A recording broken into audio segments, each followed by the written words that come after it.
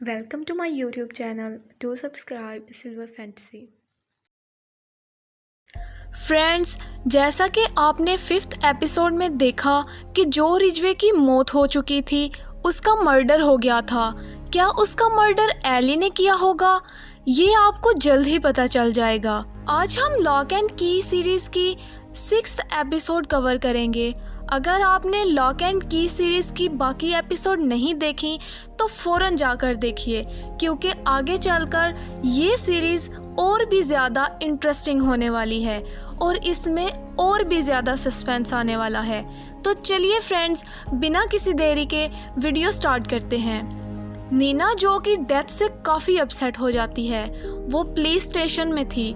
Friends, मैं आपको ये भी बताती चलूँ कि पुलिस जो रिजवे की मौत को सुसाइड कंसीडर कर देती है, क्योंकि ना तो उन्हें कोई सबूत मिला था ना कोई सुराग। नीना वहाँ डैनियल से मिलती है जो इस केस का इंचार्ज था।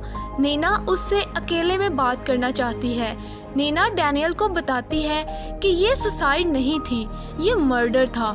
नीना डैनियल को वो वॉइसमेल सुनाती है जो ने उसे अपनी मौत के कुछ ही देर पहले भेजा था। नीना डैनियल को यकीन दिलाने की कोशिश करती है कि कोई सुसाइड करने से पहले किसी को ये वॉइसमेल क्यों करेगा, कि उसने कुछ देखा है और वो इसके बारे में बात करना चाहता है। डैनियल नीना की बात तो सुनता है लेकिन ऑफिशियली फैसला नहीं कर सकता, क्योंकि ये कानून के खिलाफ था। दूसरी तरफ किंजी वो सारी मेमोरीज अपने पास रख लेती है जो उसे की हाउस के बाहर मिलती हैं। न्यू की के थ्रू किंजी उन मेमोरीज को एक बैग में डाल देती है और डंकन को दिखाती है। फ्रेंड्स, असल में डंकन को इसलिए कुछ याद नहीं था क्योंकि उसके बचपन की सारी मेमोरीज उसके दिमाग से निकाली गई थी, इसीलिए डंकन को कुछ भी याद नहीं था, ना ही मैजिक और ना ही मैजिक के रिलेटेड कोई भी चीज़। डंकन जब वो मेमोरीज देखता है तो उसका सिर चकराने लगता है। किंजी सब कुछ समेट देती है। एक ही पल में डंकन को भूल जाता है कि अभी अभी क्या हुआ। अब सवाल ये उठता है कि अगर बड़े लोगों को मैजिक याद नहीं रह पाता तो रैंडल मैजिक को याद रखने में कैसे कामयाब हो पाया। तो फ्रेंड्स, इसके बारे में भी आपको पता चलेगा, इसके लिए आपको थोड़ा सब्र करना होगा। किंजी टाइलर को ये सब बताती है कि मैंने अंकल डंकन को उनकी मेमोरीज दिखाई, लेकिन वो एक पल में ये सब कुछ भूल गए। किंजी टाइलर को अंकल डंकन की ही मेमोरी में से एक और मेमोरी दिखाती है जिसमें वो सब सी केव में जा रहे थे और वहाँ एक ब्लू लाइट जैसा कुछ था। किंजी टाइलर से वहाँ जाने को कहती है और टाइलर से ये भी कहती है कि जिस मेमोरी में डैड ने अपने किसी फ्रेंड को मारा था वो जस्ट एक मोमेंट था, उससे पहले क्या हुआ हमें नहीं पता। टाइलर इन सब चीज़ों से थक चुका था और चाहता था कि मज़ीद कोई भी बंदा उससे मैजिक कीज़ और डैड की बात ना करे, इसलिए वो अपने पास रखी हेड की किंजी के पास फेंक कर चला जाता है। जब से जो की मौत हुई थी, नीना एली से नहीं मिली थी। तभी नीना को एली जो के फ्यूनरल पर मिलती है।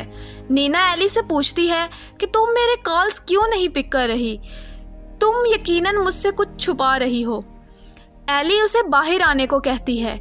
नीना उसे बगैर किसी देरी के उस निशान के बारे में पूछती है कि सच बताओ, तुम्हें ये निशान कैसे मिला।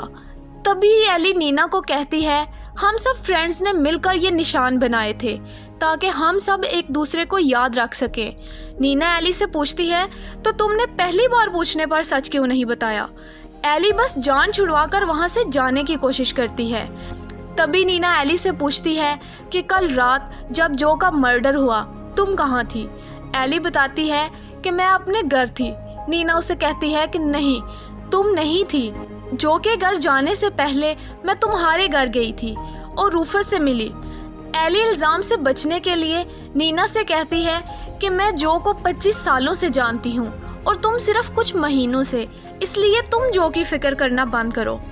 स्कॉट और उसके फ्रेंड्स फिल्म शूट करने की लोकेशन ढूंढ रहे थे।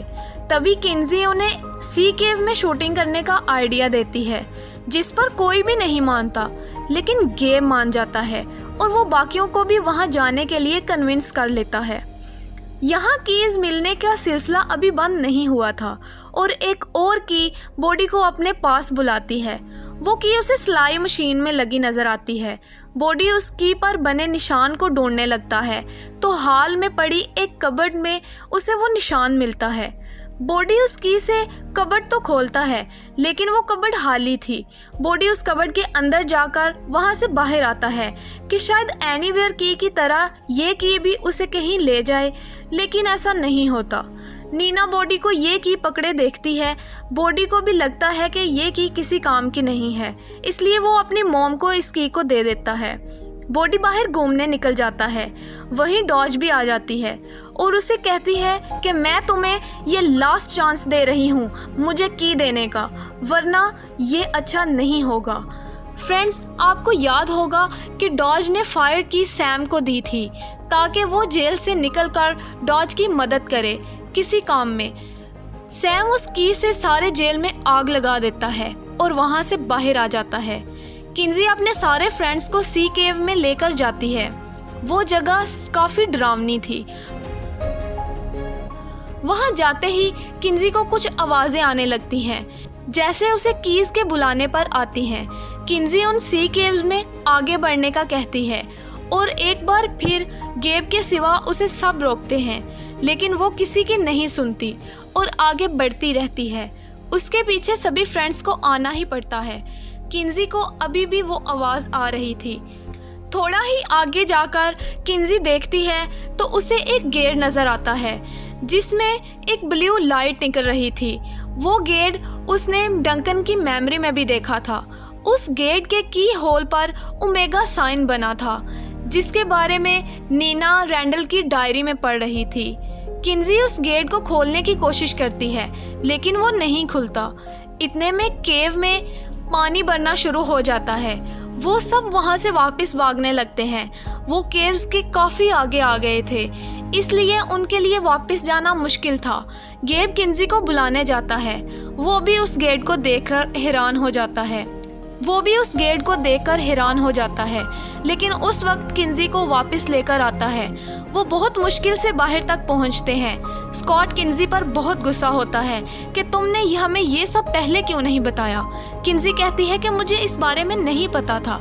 उनका बुरे तरीके से झगड़ा होता है और ब्रेकअप हो जाता है। शूटिंग करने का सारा सामान पानी में डूब गया था जिसकी वजह से स्कॉट बहुत अपसेट हो गया था और वहाँ से चला जाता है।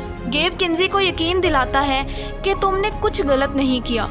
गेब किंजी को बोलता है कि तुम मुझे बहुत पसंद हो। किंजी गेब को किस करती है। दूसरी तरफ स्टूडेंट्स की एक पार्टी चल रही थी। वहाँ डॉज भी आ जाती है और टाइलर से फ्लर्ट करने लगती है। डॉज को बॉडी के अलावा किसी ने नहीं देखा था। टाइलर उसे बस एक आम सी खूबसूरत लड़की समझ रहा था। टाइलर एक स्टोर पर जाने लगा था। डॉज वहाँ भी आ जाती है और उसके साथ ड्रिंक करने लगती है। टाइलर उससे उसका नाम पूछता है।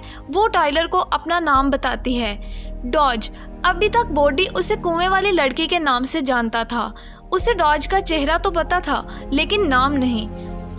दूसरी तरफ डंकन हमें की हाउस से बाहर निकलता दिखाया जाता है और डंकन के निकलने के बाद सैम की हाउस की तरफ जाने लगता है।